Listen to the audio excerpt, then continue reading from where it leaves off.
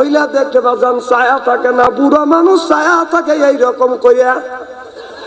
কতক্ষণ না খেয়া আমাদের এলাকায় এক চাচা আছে, বুড়ো হয়ে গেছে, মুখে দাঁত নাই, রাস্তার পাশে হলো বাদান বাড়ি, সিয়ার বাইরে বসে থাকে।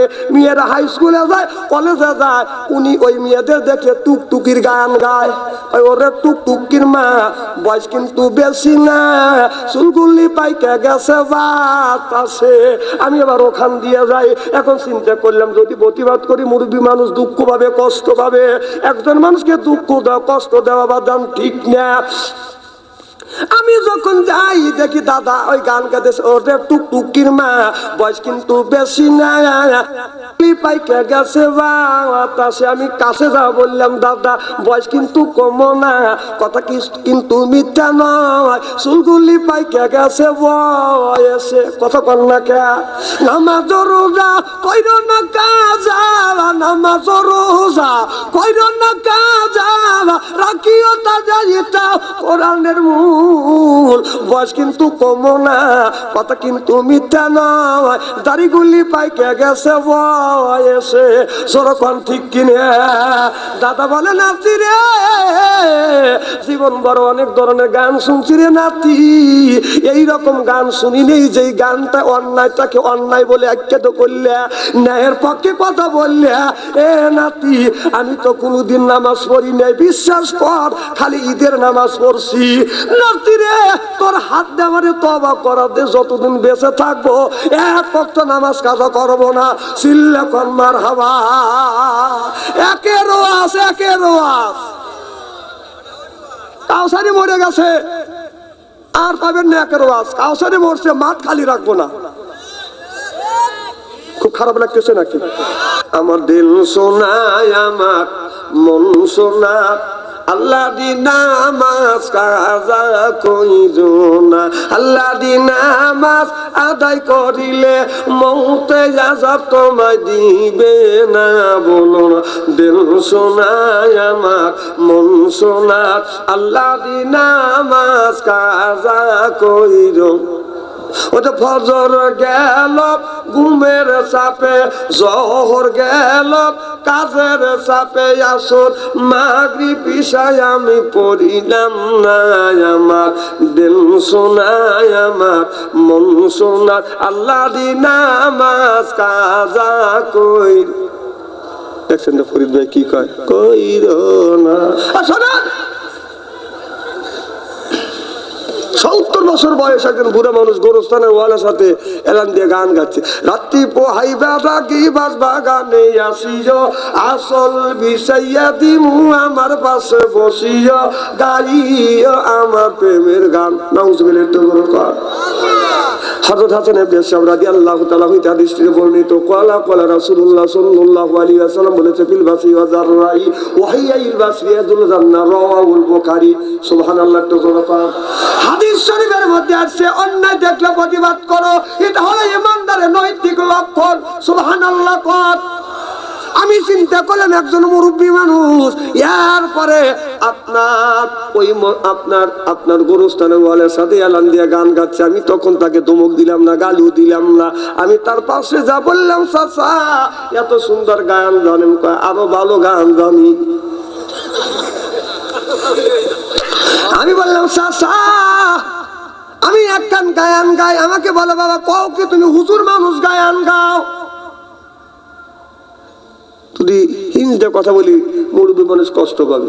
আমি বললাম, চাচা আপনার বয়স কত? 70 থেকে 75 বছর বয়স। আমি বললাম, 70 থেকে 75 বছর যদি বয়স হয়, তারপরে যদি আপনার মধ্যে মনের মধ্যে যদি ভয়ের জাগে, আমি তো একজন ইয়ং ম্যান, কথা বুঝতেছেন না? চাচা গার কাজ করে বলে, ঠিক আছে ভাতিজা তুমি গান গাও, তারপরে আমি কিন্তু এক খান। কথা বুঝতেছেন না? আমার পরে আবার পাল্টা জবাব দিল। আমি বললাম, চাচা ওইটা বাদ দেন, এইটা বলেন। রাত্রি পোহাইবার আগে মসজিদেতে যাইও, যায় নামাজ বিছাইয়া আল্লাহর নামাজ কালাম পড়িও, পড়িও আল্লাহর কোরআন।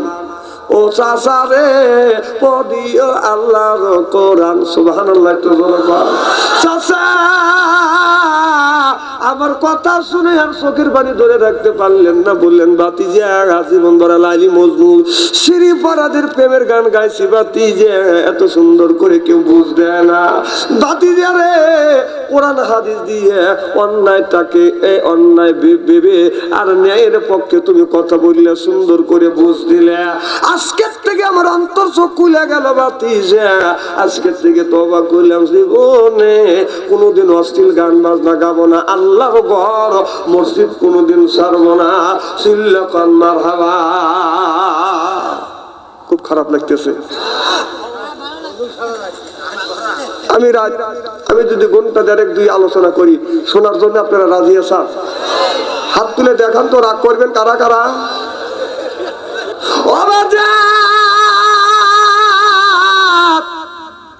সারা পৃথিবীর মানুষ নামাজ পড়ে, এই সিজদা মক্কায় পড়ে সুবহানাল্লাহ। তো জোরে কর।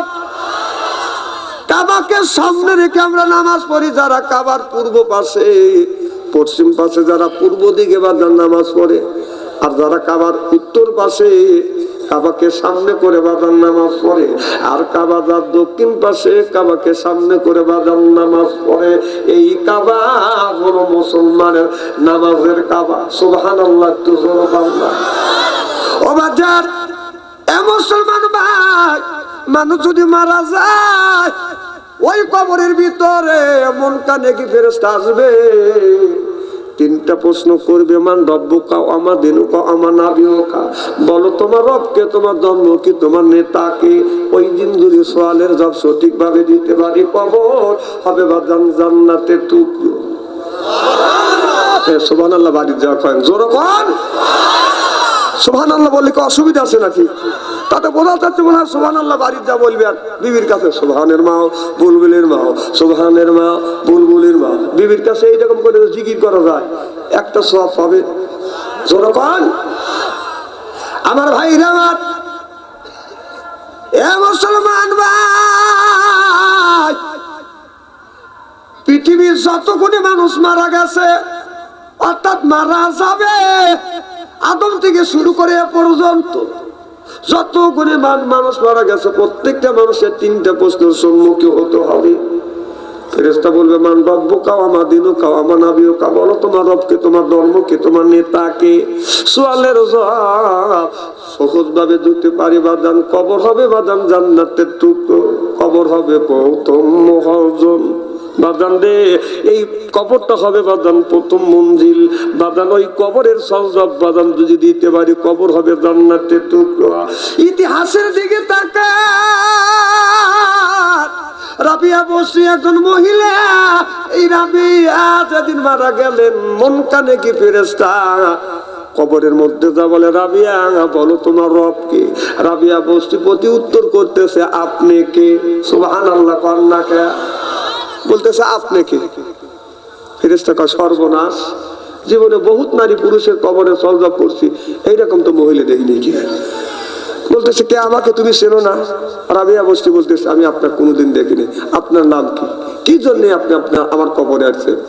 ফেরেশতা বলতেছে আমি হচ্ছে মুনকার নেকি ফেরেশতা, তোমার কবরের সওয়াবের জন্য আসছি। রাবিয়া বসরি বলতে, ও আপনি মুনকার নেকি ফেরেশতা, আপনাকে আমি কোনোদিন দেখিনি। আপনারা মুনকার নেকি ফেরেশতা দেখছেন? যারা কথা বললেন এরা মনে হয় দেখছে। কি করে মুনকার নেকি ফেরেশতা দেখছে? আমিও দেখিনি, পড়ছি আর শুনছি। রাবিয়া বসরি ডাক দিয়ে বলে, ফেরেশতা রে, কি জন্য আসছো আমার কবরে?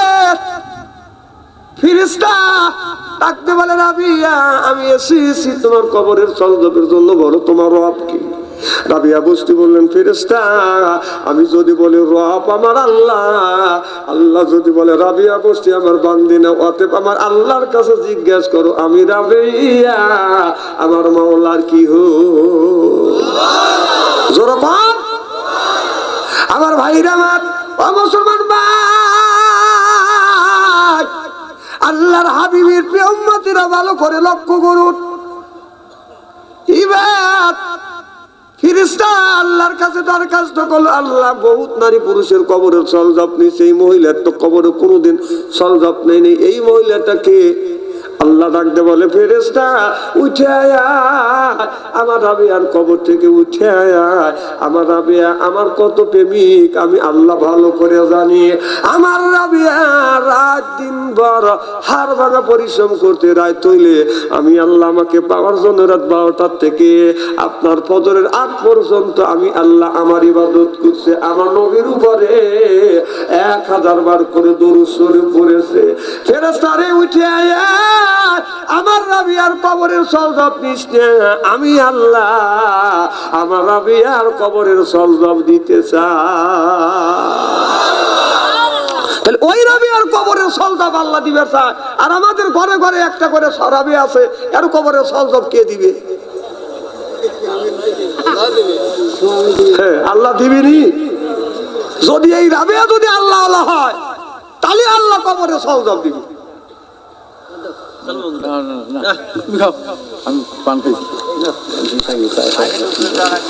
না না না, আমার ভাইরা আমার এ মুসলমান ভাই, আল্লাহর হাবিবের প্রিয় উম্মতেরা ভালো করে লক্ষ্য করুন। বুঝলি আমারই অসুবিধা আপনার বাবু। হ্যাঁ না আমার না না এবেই ভালো শোনা যেতেছে। আপনাকে অস্পষ্ট শুনতেছেন? আওয়াজে কি কম হইতেছে নাকি? খালি খালি এইরকম না, এইটা ছেড়ে দিয়েও যদি করি তাও এইরকমই শুনবেন। যদি আপনার কানের মধ্যে যদি ডিস্টার্ব থাকে এ চিকিৎসা আমি দিতে পারবো না। কি কর লা ইলাহা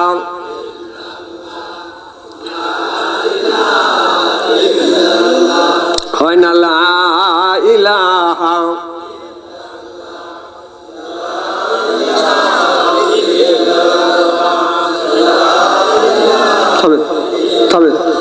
এইরকম এর সাথে জিকির যারা ভিক্ষা করে তারাই কেউ জোরে জোরে কয়। একবারে ফকিরদা বলতেছে মারে সারাদিন খাই না, কোথা দিয়ে ভাত দাও।